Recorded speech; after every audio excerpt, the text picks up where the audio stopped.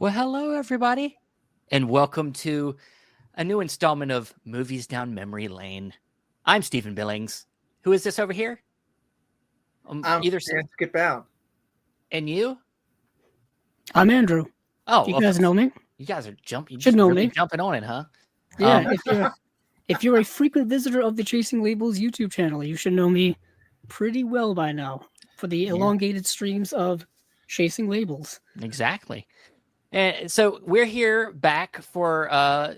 This is the first time we've done this in a few months. So Movies Down Memory Lane, we started this last year where we did. At first, initially, it was an idea where we would pick a subject, whether it be like a director or an actor, and we would go through their filmographies, gushing about their filmographies, going through it. And we did Jim Carrey to start. We did 3 parts. We split his career up into 3 parts and had fun with that. But ultimately, I think, at least for me, decided that if we're going to fit something else on the channel to do routinely, it needed to be shorter form. Andrew does a 4-hour stream. He does these long form streams. Then we do Unwatched Pile, which Unwatched Pile I think is relatively convenient. I don't think it's too overly long, but it is a little longer than short. So this is going to be shorter than that. This is going to be hopefully under an hour. And I'm thinking maybe every other week we do this. We might start out once a month, but I think the goal will be every other week eventually if this is flowing nicely and it's going the way we want it to go. So, but initially the concept was that it was going through filmographies and running through them and talking about it all. But now this new iteration is going to be a little different. This new iteration is going to be more directed to our personal tastes, but focusing on things that have had a profound effect on us. So in this way, you're going to get to know each of us really well, because each time we come back, a new person's going to pick a film that has really profoundly affected them. Not only like film as an art form, like loving the art of whatever it is that we're talking about, but more so that this has personally affected them. It's personally related to them, or it really just has had such a profound effect that it's stuck with them for a while. So that's what the choices are for each of these movies. That's what's behind each of the choices. And that's what we're going to do here is one person's going to pick a movie that's really profoundly affected them. Everybody's going to have probably a different take on the movie, maybe, or they might feel the same. We'll see how it goes, but it's up to, in this case, Dan is the first one up, and it's me and Andrew's job to almost kind of interview him to get as much out of him as possible, make him cry. We want to make sure he tells us why he loves this movie so much. And yeah, so anything else to add to that? That's essentially the concept, Andrew. Yeah, conceptually, it's going to be very much a nostalgic ridden type of premise. Things that perhaps meant a lot to us when we were at our formidable age of being younger. Obviously, Dan will have a different perspective because of the difference in age range. Stephen and I, relatively similar age, but we, different tastes in things and whatnot. So things will be hopefully a little bit diverse when it comes to our different tastes and what movies have meant to us. I think is kind of the real heart of the matter, because most of us have been in the movie world since we were very little. I think that's where our origin story pretty much has all started. We all started watching them when we were super young, whether it be at the movie theater, VHS, Laserdisc, younger audience, people listening, probably DVDs, even younger people streaming, whoever sees this in the future. But yeah, that's kind of the whole idea, is kind of, getting to the grassroots of our love of certain types of movies. And it's like Steven said, it's possibly not going to be like the greatest cinema of all time with a capital C. No, It'll be not things always. that are meaningful to us in our specific personal lives. Yeah, I mean, but it can be. You'll see with this first film, Dan's first pick is a classic movie. It's considered to be almost a masterpiece to some people. So sometimes there'll be movies that are very widely known and proclaimed as being great, but sometimes they might be very small family films, or they might be a horror film that was like the first time I got scared, or the first time I cried in a movie. Like it could be for many different reasons. But these are just films that have hit us and stuck with us for a long time. So, yeah. With that said, Dan, you were the first one to get to go down this lane, the first trip down the lane here, and get a pick. So what as we see in the graphic here, tell us the film you picked. Yeah, I've known these guys for quite a while. We've been doing YouTube shows for about 10 years now. I know it sounds weird that three guys have been doing YouTube shows together off and on for a long time. We've had, you guys broke off and did your own thing for a while, and I went off and did my own thing for a while. Now, we're coming back together because we're such good friends, and we love movies, and we love the dynamic of the three of us talking about movies. We love that dynamic as well. I think that's the fun part about why we keep coming back, because we just love each other so much, and we love discussing movies. Whoa, Dan. Yeah. The L word. God damn. You know what I mean? No, in general, we love in general. We love you. We love you too. I don't know about Andrew, but I love you too, buddy. And one of my favorite genres is the Western genre. I've talked to these guys about it for quite a while now. I just absolutely love the Western genre. I think it's a genre that's coming back a little bit today. It hasn't fully come back to where I would like to see it come back in like the 50s and 60s, but this in the 80s and 70s had a little bit with Clint Eastwood and stuff like that. But High Noon stars Gary Cooper as Will Kane, and he's the sheriff of this little town, and he's about to get married to his woman, his girlfriend, his fiance or whatever, played by Grace Kelly. And they're gonna just leave. He's just gonna retire, and he's gonna leave with his wife, gorgeous Grace Kelly.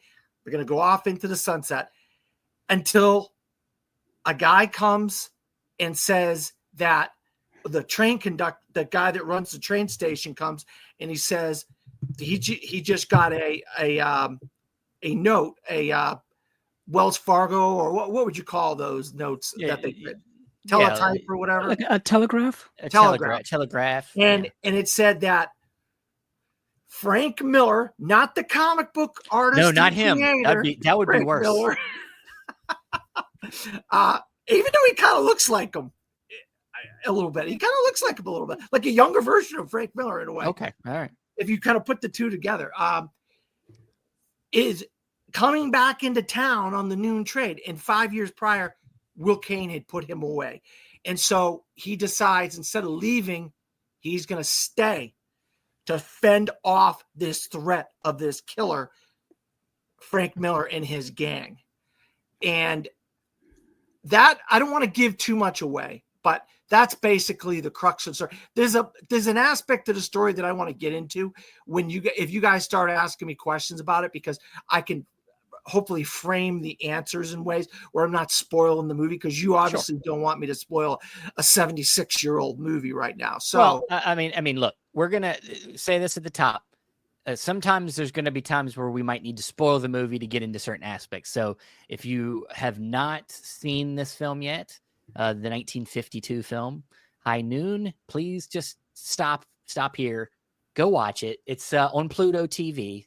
So it's available. Anybody can watch it, and go check it out first. Check it. It's worth a watch. It's not long. So I think it's like an hour and a half long. It's nothing. So please go check it out first. But before we get into talking more with Dan, I didn't mean to bring this up too. So every time we do this show, the person that is at the person that we're going to have this meter here that kind of gives you a gauge. It's kind of our Rotten Tomato meter, if you want to call it that. But we call it the feelometer, where we feel, the philometer, however you want to pronounce it.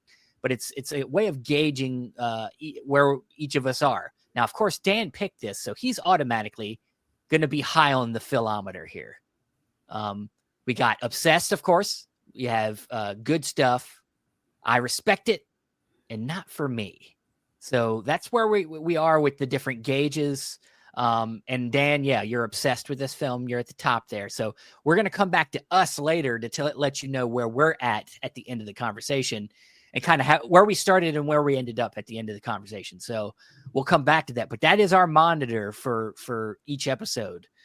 So remember that. Play along at home. Here we go. But all right. So Dan, please Start. When did you first see the film? Tell us that. Well, I didn't see it as far back as you'd think I have seen it. Wait. When were you born? 1974. All right. 1974, and I started watching movies regularly in about 1980, and I did find westerns as a genre that I watched, but one I did not get to right away was High Noon. But when I finally saw High Noon, I just gravitated towards it because of this man who's basically a loner. He's getting married and all this, but sure. When you watch the movie, you'll see that he's a loner. He's got some friends, but they're not really his best friends when it matters to him. And I really relate to this movie in a lot of ways because I feel like I'm a loner in a lot of senses. I feel like even though I do have a family and I have brothers and a sister and so forth and a father, I just feel like one by one, my family and my friends and stuff have kind of abandoned me. And I feel like that I've been alone my whole life. Yeah, I do YouTube shows and I do film criticism. I have writers that write for me, but in general, I feel by myself. This movie really brought out the fact that, people can abandon you in your life and it's not a fun experience when it's the most important times in your life, whether it be you're in trouble or if you lose your job or if you're in financial difficulties or something like that. And it really just, the more I watch it, the more it resonates with me about loneliness and being by yourself and having to do things on your own, have to pay your bills. And if your car breaks down, you have to figure a way to get your car fixed and whatnot. Or if you can't pay your rent, you got to figure a way to pay your rent. Or if you don't have any food, you have to find ways to get food so you can eat, so you don't starve, And I really, really, really, and I don't mean to use the word really, but I really resonate with the Will Kane character. And for that reason. Okay. Interesting. It's and Andrew, you can back me up, take me wherever you want, wherever you were thinking. But it's interesting, and this is with any film. Anytime I've had film discussions with people, and they have a certain perspective, or they attach themselves to a certain idea in the film and take it in that direction, and I'm with you there. I see where that aspect, because I think we've all three of us, we have dealt with that maybe in our lives at some point or even still today, but also I think that's for honestly just a small aspect of really what this movie's about. I think ultimately this movie for me and I've watched this film one other time other than the time that I've watched it for this show. So I've only seen the movie twice. But on my second time watching it, which I think was a more profound watch, because the first time I watched it years ago, and I was a different type of film person, and I'd watched a lot of other Westerns before this that I think I liked more. But now that I'm older and I've been through more things and I watch this movie now, I see the themes so much more clearly. And I think, I think also that, like you said, like I said, your ideas, them ideas are there, what you're connecting with. But I think overall, I think this movie is really about it's about integrity, masculinity, like proper masculinity, like a proper way of having great character. And almost it's almost, and it's when we get to the thelometer later, I'll express this more, but almost to a fault. He's like almost like a superhero. He's like Superman, where he's almost doesn't have any negativeness about him. He's completely perfect. He's not doing anything in the movie that's controversial, which makes this type of Western probably not connect with me as much. I like the more grounded with the Westerns where there's a little bit more muddy characters, muddy morals, things that somebody like Sergio Leone would do, or something like Peckinpah or something like that.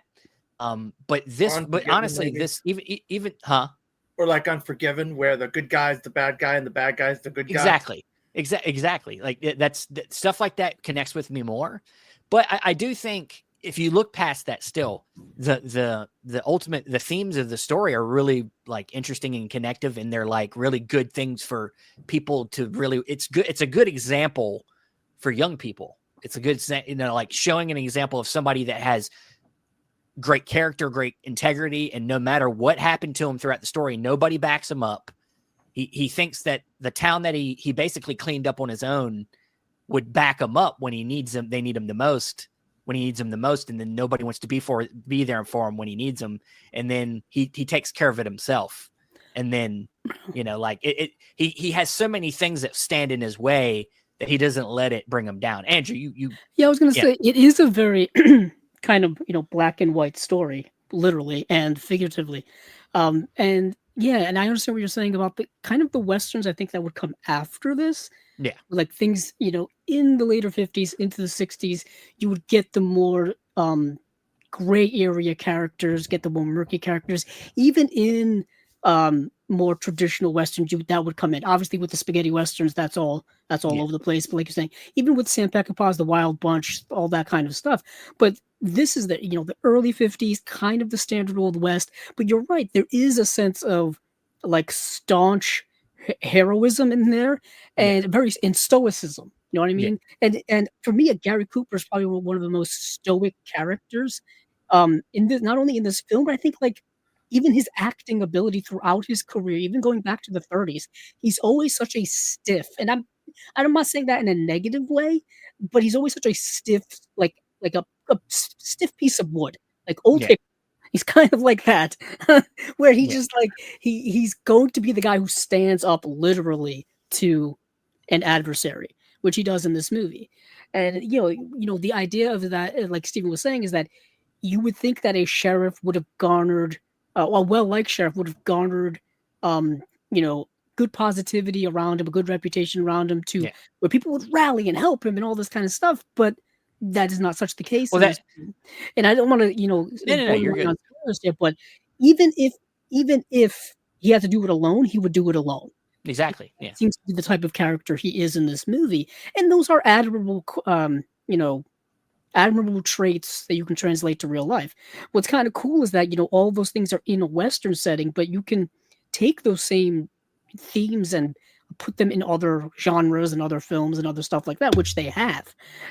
So they kind of taken these themes in here and put them in other films. That's why I think this movie has kind of stood the test of time. It's the timeless themes, the timeless stuff. Not only just because it's a Western, because the Western genre, as we know now, is not a dead genre, but it's not quite alive as it was back in the day. It certainly has its appreciation now, I think, more than its fandom. Yeah. It has more of an appreciation now because people like Dan, Steven, and I, and other, film lovers, film collectors, whatever, go back and watch High Noon. We watch all these other Westerns as well, so we can appreciate the genre for what it is. And this movie, I think, is such a standout in it. So I kind of like, but Dan, you were saying, so you saw this probably at a very young age. I'm assuming on TV, right? Yeah, on TV. Yeah, I saw it on TV, and I looked at I watched this movie, and I saw this cast that's in there besides Gary Cooper and Grace Kelly. I was like guys like Lon Chaney Jr., which I absolutely love his portrayal as the Wolfman. He is amazing, and he's got like he was the sheriff before Will Kane, and he's got like bad thumbs and stuff, and so he wants to help Will Kane out, but he feels like he can't pull the trigger. He wouldn't be able to pull the trigger in time. Then you have Lloyd Bridges, who is the young upstart, like assistant sheriff who wants to become the sheriff. And he was looking forward to Will Kane leaving town so he could become the sheriff. But he's that young, brash kid, not necessarily ready for the role of being the sheriff just yet. And of course, a young guy and the old grizzled veteran, they kind of butt heads a little bit there, and then you got there's other people in here. I know the names of them now at the top of my head. I can't think of Bookham Dano. What's or like an old sitcom, police sitcom. What's the guy? He was in an old police sitcom. Harry Morgan. Yeah, Harry Morgan. He's in there. I mean, it's got a really good supporting cast, and just thrown in there is Lee Van Cleef. Yeah, Lee Van Cleef. One of his earliest movies. He becomes one of the biggest villains, Western villains in decades to come. But when there's a Latino woman who's in here, and you never saw Latino women in roles like this back in the. And she kind of bossed people around. She told people what to do. Don't touch me. I don't like it when people touch me. That lady, I thought she was really good. And because the 50s, you didn't see a lot of color or a lot of Latino actors in a lot of roles. So for her to be in there and have a good role, I thought that was pretty good too, Yeah, I mean, there is a little history to this film too. I mean, this was during the blacklisting times. It's a metaphor for the blacklisting and the House Un-American Activities. This idea of people being called out for being communist sympathizers, people being called out by Joseph McCarthy and Congress, and then none of their friends coming to their aid to help them out and back them. Them just being literally alone. It's a whole metaphor on that. It was a very controversial movie at the time because it was very much kind of criticizing the people for not supporting each other. Yeah, and then other, of course, the top Western star of the time, John Wayne, hated this movie. Yes, to the point where they made their own movie. That's literally the opposite of this in Rio Bravo, where in that movie it's the same situation: an outlaw's coming to town, and the marshal in the case in High Noon, or the sheriff or whatever, needs to get people to help out, and then everybody comes to help him out in that movie. Yeah. little spoiler for Rio Bravo. and that was directed by Howard Hawks. Yeah. Some years later. It's kind of fascinating how the interpolitics of Hollywood has never really gone away. It's still around to this day. But I'm just curious, Dan, how many times have you visited this movie over the years? I probably half a dozen to about a half a dozen times or so, or 12 times or so, between half a dozen and a dozen times. I find myself watching at least once a year, because when I really want something that will lift me up in a way, like in a positivity way, when I'm struggling and stuff, I find I go back to High Noon because of this. The Gary Cooper character just reminds me of myself in a lot of ways. Well, you say a lot of it is the relatability of how you felt like lonely in the film, but wouldn't you say maybe that his character maybe is like what we all strive to be? We all strive to be a person like Gary Cooper in that movie, and maybe that's part of why you relate to him, because I think most of us in our minds we would like to be like that type of person, somebody that stands up for the right things, stands our ground, has convictions. No, I also relate to. I also do relate to the Will Kane character in those ways. I know I put it because you're only focusing on how you felt like it relates to something negative in your life. And like that's I do relate to that part, but I like the fact that he is a good guy and he stands up for the right thing. He could have just rode out of town with his beautiful wife, Grace Kelly, and instead he comes back and he decides to defend the town, and then we see what happens when he tries to defend the town. You know what I mean? Yeah, so I do recommend. I thought that was a given. That's like a given. It's not a given. Not everybody. I'm trying to learn, Dan. I'm trying to learn about why you like something. I do love that stuff. That stuff's the obvious stuff that you why you would like this movie. But I find there's levels to the story more so than just the hero decides to stay and defend the town against this bad guy that he put in prison 5 years earlier. But the thing is like you relate to that, but the character that you relate to doesn't have he might not have anybody there to back him up, but he ain't a lonely person. He's got Grace Kelly. He's going to be fine. Well, he does. He just got married to one of the most beautiful women in Hollywood. but but so that's not relatable. But what I'm saying is I think without thinking about it, them are things you relate to, but ultimately because of your situation, you're in life, you felt like that's something that you pulled out of it. I'm not saying it's wrong. I'm saying it's interesting that that's what you focused on, because I mean, that's not something I would have focused on right away. It would have been the fact that the thing to me, it's not that it's loneliness, but it's more that people take things for granted. I think that that's the way I look. It's almost kind of an opposite way of thinking about it. I don't focus on the fact that he's alone, but I focus on the fact that society takes things for granted, especially our people in service of us, like our police officers, our firemen, our people that are in service of us all the time, that sacrifice themselves. We take them for granted all the time. That's kind of the way I see it, is society forgets about their heroes sometimes. That's an interesting perspective. Yeah, no, I mean, you're right about that. We unless one of our heroes, like a police officer, does something wrong. But that's what media focuses on. That's not every that's not the face of what every police officer or every fireman or what that's the thing, is we always focus on that stuff. But you don't see, it's just like we don't see as many nice stories in the news as we see bad. We've seen the movie Nightcrawler. We know that. Yeah. It's all about, if it bleeds, it leads. We know, that's the way media is. But I think that's part of the messaging here in the movie for me is that it's trying to relate the idea that, we kind of take people like this for granted. He cleaned up even people defended him in the church scene where they're trying to, the women were like, remember when this place used to not be a place we could have our kids out, he cleaned up this town and now you don't want to help him? Like, come on. Like, it's very interesting how also like all of the people that kind of back out, they all come up with like some type of excuse, or there are actually, what's interesting about the movie is that we see this kind of in life a lot as well. Where people will be all enthusiastic, they'll all jump in and be, incredibly active. Like, oh yeah, I'll stay to help you do this or do that or whatever. But then when like the moment is getting closer and closer, you start to see the real how they really feel about it come out. Yeah. You know what I mean? We see this all the time. And there's a running, and that's the one good thing about this movie too, is like it's got that running clock.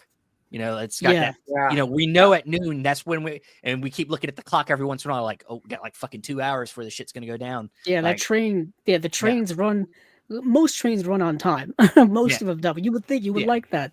But you see kind of that aspect of like the hesitancy of people when push comes to shove, as the word comes. We see that in real life with like small, meaningful things, not like not taking out outlaws in the Old West, but like someone like helping you do something like moving or something. We've probably already been there. We've all been there. Like, somebody asks us to help them move and something comes up. We said, oh, we can't help them move.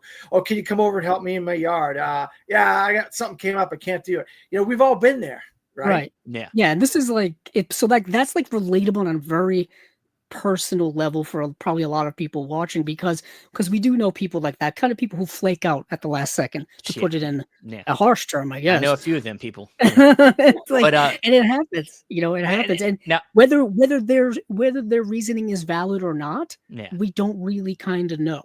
Well, sometimes you can, sometimes you can't. But in the sense of High Noon, they probably just don't want to die, don't want to potentially die. You know what I mean? They think it's gonna just work out. Like, they're like, whatever. Also, like they think like, oh, I do it, I guess like more people are gonna come in, so yeah, I can just be like in the background. You know what I mean? Like, oh, this is gonna be like this posse. This is gonna be like 100 of us, so this is gonna be easy. But then when you go to them later, be like, oh yeah, it's just me and you. And then you're like, oh, maybe not. Maybe I shouldn't be.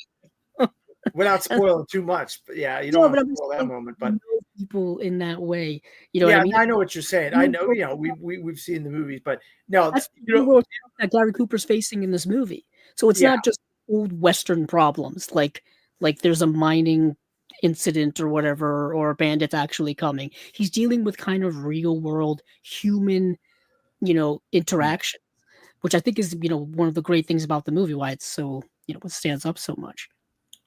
Yeah. And there's one aspect I want to ask you about. So a lot of times, and this is a problem we have with films even today, a lot of times like the wife character, whatever female character is kind of the co-lead. In this case, of course, Grace Kelly. A lot of times that character doesn't get nothing to work with. Not no interesting character development, nothing. I think Grace Kelly goes through a little bit of a journey in this film, learning more about the man she married, and learning more about what he's all about. She didn't really know completely, and you know how that is back in them times. People would just marry for different reasons other than I'm in love. But she really starts to learn the man she married in this situation, and I thought probably one of the best scenes in the film reminded me of another great film that I think maybe we'll get around to on one of these episodes. Reminded me of the film Rocky, or not Rocky 1, but probably I think this is Rocky 3. Rocky 2, where there's a scene in this film, High Noon, where she's talking to him and trying to kind of convince him that he doesn't need to stay here. He doesn't need to do this. He's not the marshal anymore. Well, he's like, well, the marshal's going to be here till tomorrow, so it's my responsibility to do this. She just keeps trying to convince him. And it reminded me of the same scene in Rocky 2 where Adrian's trying to convince him he doesn't have to go back. And then he says that line that always sticks with me in that film. Like, when we got married, I didn't ask you to stop being a woman. Don't ask me to stop being a man. And so I kind of felt that without saying that exact thing, that's kind of what Gary Cooper's going through in this moment, where he's talking about, like, look, as a man, this is my duty to defend these people. Like, not just as a sheriff, but as a man, I'm supposed to protect these people. I'm not going to just leave, So, using Rocky as an example, you can't win, Yeah. That's another line from Rocky. Yeah. You can't win. And she basically is like, you're not going to know. Everybody's like telling him you can't win. You just need to go. Just leave. Yeah. But in life, you can't leave your life, right? When I grew up with two brothers and a sister and a father that wasn't always there. But when my mother, she would take us to all these different places to get food and get assistance from places like the Knights of Columbus, the Salvation Army, and places like that, to help get, so I learned at a young age that you have to just keep fighting. You have to, even though you're by yourself, you don't have anybody, people make excuses where they can't help you out. And you're alive and you're here on earth and you're living your life. You got to find a way to keep going. You got to find a way you got to find something to live for. Yeah. You got to find something to live for. And that's where I really feel that, his wife and all these people in this town, he thought we're his friends, Well, you see this isn't really a spoiler, but at the end of the film, the last moment where he just drops it and leaves. He just throws his shield in the dirt, looks at all the people around him. He drops his shield in the dirt and leaves with his wife. He's like, I'm done with these people. I've done my duty. Remember the end of Point Break? Same thing happened. Yeah, same thing. Yeah. He does.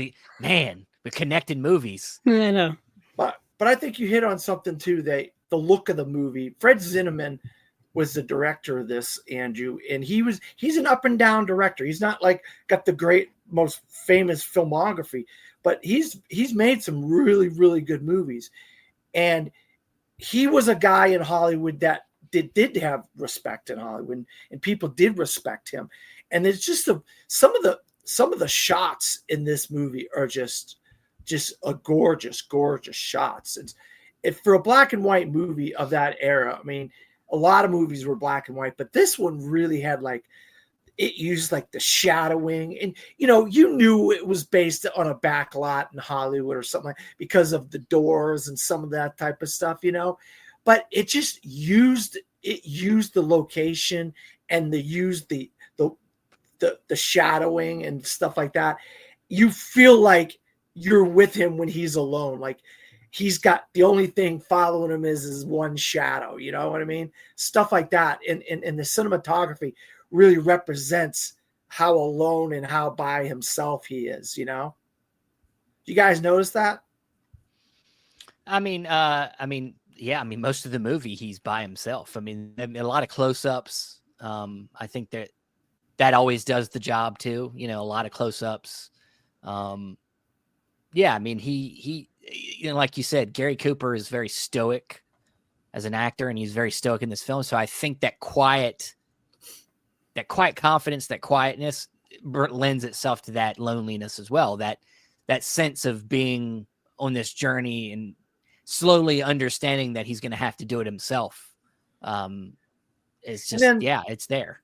And then the guy in the hotel was really telling for me, because this is the guy that necessarily didn't agree with what Will Kane was doing. And didn't actually have the best things to say about Will Kane. He said, well, this hotel that you see, it was a booming hotel. Everybody was having a good time. There's plenty of people in here. And since he got rid of Frank Miller and put him in jail, you can see this hotel is empty now. You know, and so even for the good guys that have a good reputation, or us that want to resonate with the good guy, for not everybody thinks that guy's the good guy. And I resonated with that too, because I feel like I've always tried to be the good guy in my own life, in the world that I live in, but people don't like me. I have people that adamantly dislike me for various reasons. And that's the thing about this movie. It doesn't sugarcoat and doesn't like gloss over all of its themes. It really gives you these themes in a really fantastic way with the script and the direction and stuff. Yeah. And I think very well edited. It did win an Academy Award for editing and the best leading actor role for Gary Cooper. It was nominated for 5 Oscars, including Best Picture, Best Director, Best Screenplay. So all this stuff, you know, accounts for just a really well made film.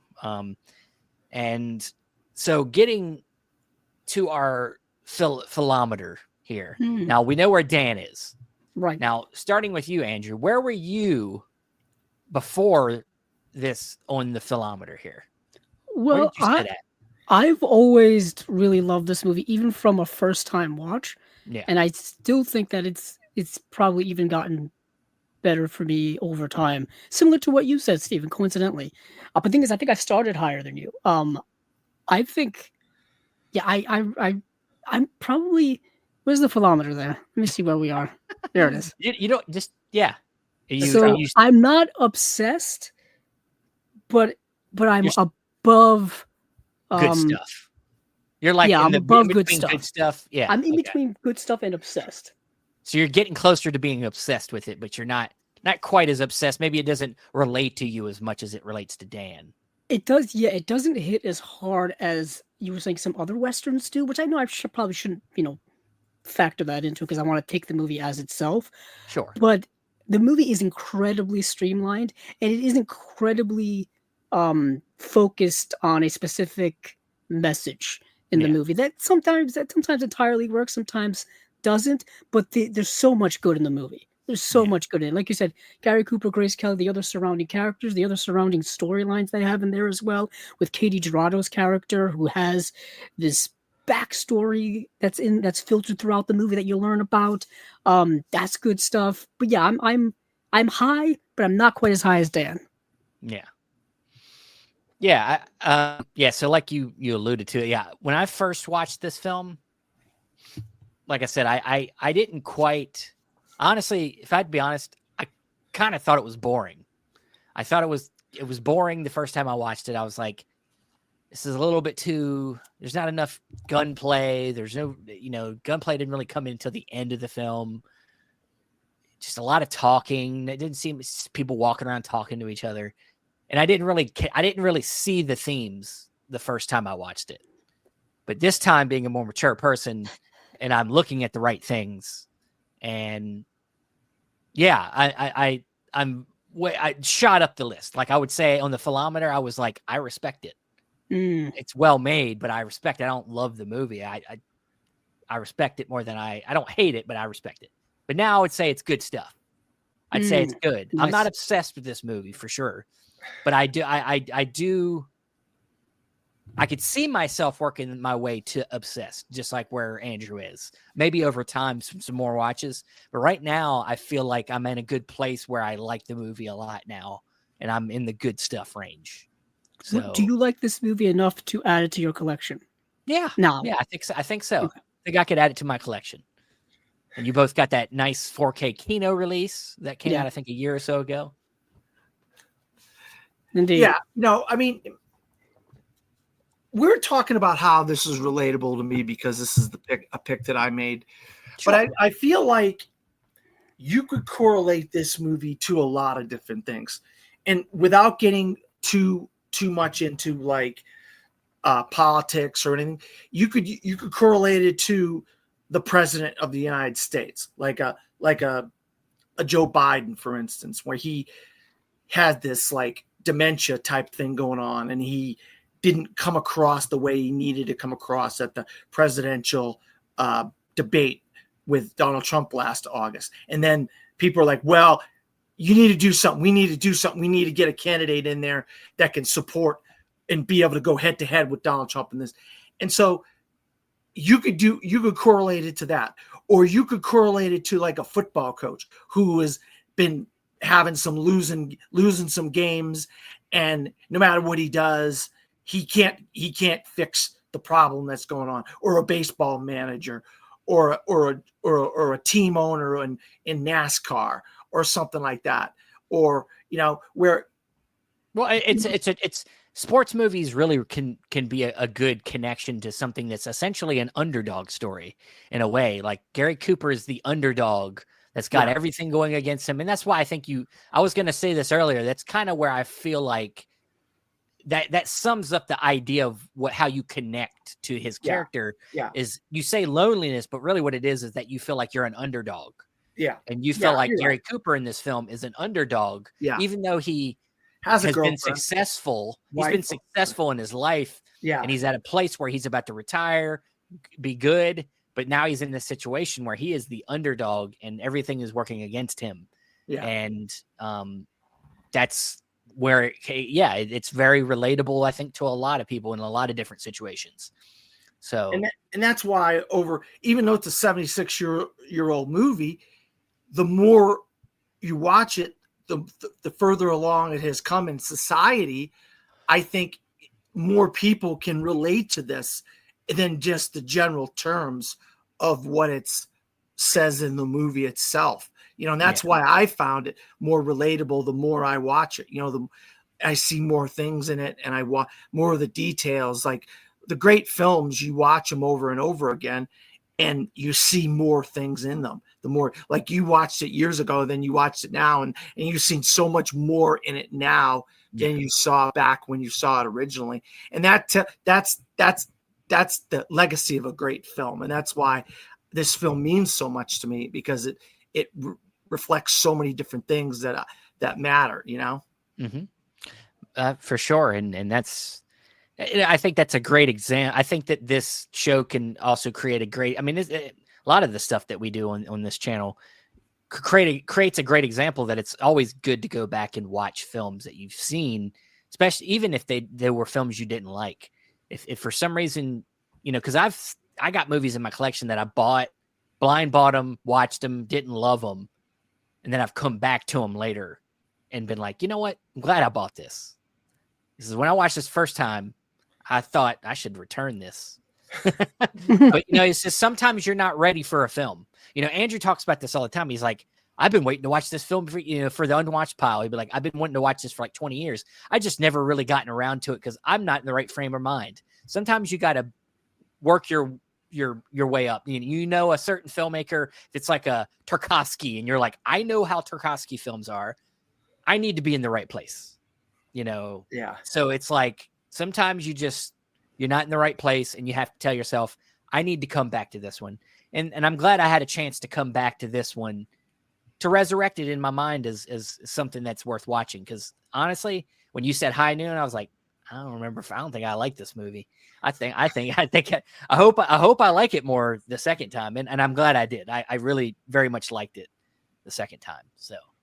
Well, good. But, I'm glad I brought something to your attention once again, and I'm glad I got something that Andrew could watch that he loved again, and he realized how much he loved it, and we had a chance to see how the themes in this 76-year-old movie can be relatable today in 2025. Of course, man. That's the power of cinema, man. You guys just gotta don't be so quick to watch films and just throw them away for what you've seen on the surface.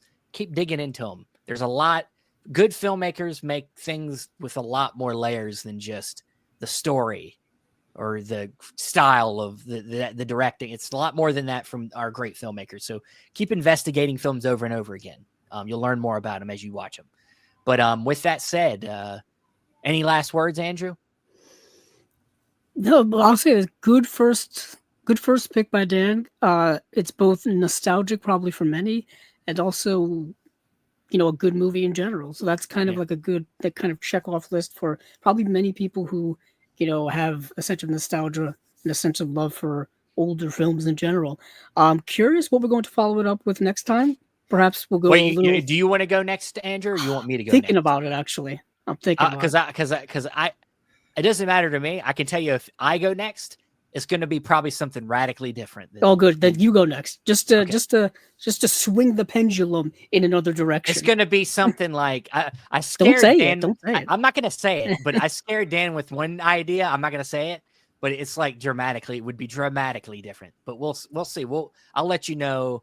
We'll let you know soon. We'll make a post about it when we get closer. Depending on if we can line it up, we might do this in 2 weeks. We might go ahead and this went well. We got this under an hour.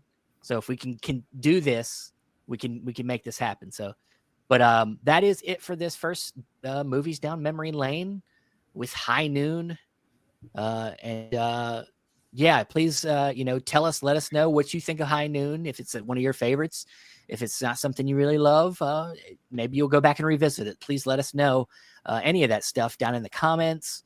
Please, of course, subscribe to the Chasing Labels channel, along with following this show. Follow, of course, Chasing Labels that comes every other week. And then also the Unwatched Pile, which is a monthly show. Look out for some reviews. Movie Mutations is coming. We're getting there, so watch out for that. That is it for tonight. And hey, I don't have some catchy tagline to end this, but keep watching movies that make you feel. Create your own memories. Create your own movie memories. Good night. Yeah, there you go. And the music will take us out. Beautiful music. I don't have that ready, Dan. Oh.